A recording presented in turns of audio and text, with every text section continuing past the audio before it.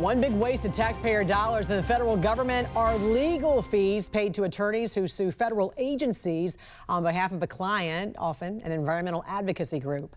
The cases are described as sue and settle, with the highest costs during the Biden administration that allowed bureaucrats to create new regulations that bypass Congress and any public debate. Joining us now to discuss this is OpenTheBooks.com's Deputy Public Policy Editor Rachel O'Brien. Good morning to you, Rachel. Thanks for joining us this morning. Good morning. Thanks for having me. During the Biden administration, the Environmental Protection Agency was the biggest user of this sue and settle arrangement. What are these cases and how do they work? Yeah, as you mentioned, they're usually an environmental nonprofit or some other advocacy group. And they sue the EPA based on sections of the Clean Air Act or the Clean Water Act. Sometimes they sue the Department of Interior or Commerce for the Endangered Species Act. So instead of litigating the lawsuit in court, both parties come to a settlement, and that may often include issuing a new rule. So while settlements are an important tool in some cases to avoid lengthy and expensive litigation, what happens here is this practice creates new regulations without public policy debate. It bypasses Congress. It gives bureaucrats the ability to create new regulations. And oftentimes, these are sweetheart deals. The people who staff these agencies very often come from the same communities that litigate against the agencies. You do have a lot of these people know each other, and they're making these sort of sweetheart deals. It's mind-blowing this is even allowed. What's it costing taxpayers? Yeah, we found over $20 million have been paid in attorney's fees to these organizations since 2013.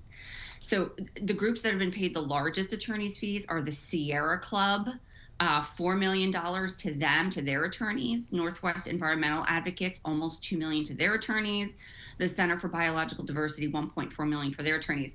And some of these groups that sue the government also get government grants. So Air Alliance Houston, they were awarded a $3 million grant. The Clean Air Council, $860,000. The Center for Environmental Health, $75,000 grant. They all sue the federal government. And the state of California is actually one of the largest to sue the federal government, the EPA. They billed federal taxpayers over $650,000 to sue the EPA.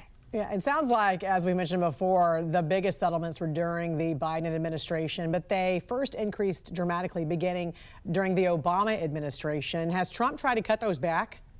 Yeah, he has. So we noticed, right, President Obama's second term was where this really exploded. They paid $5.7 million in attorney's fees. So Trump's first term he came in and dropped that down to $3.6 million.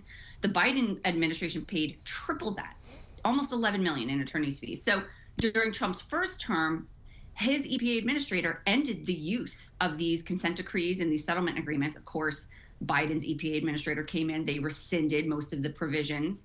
So now in his second term, Trump's current EPA administrator, Lee Zeldin, he has not yet tackled the sue and settle issue explicitly, but a spokesperson did tell us, these outside groups should not dictate EPA's agenda or their federal policy, and that the Trump administration is keenly aware of these concerns with the sue and settle practice, and they commit to not engaging in them. Okay. They haven't changed any laws, but this is their promise. So I know you'll keep following it. That's right. I know you'll keep following it for us.